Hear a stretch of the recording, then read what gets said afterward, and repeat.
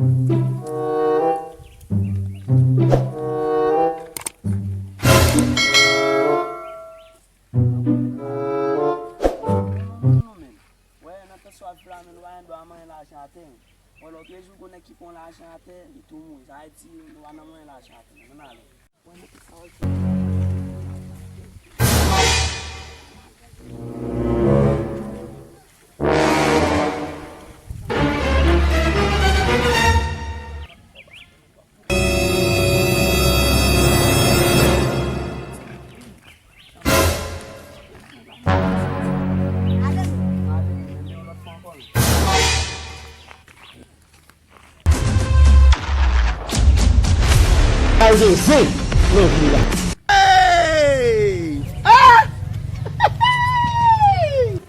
mte mwen men mou men, te fè atensyon.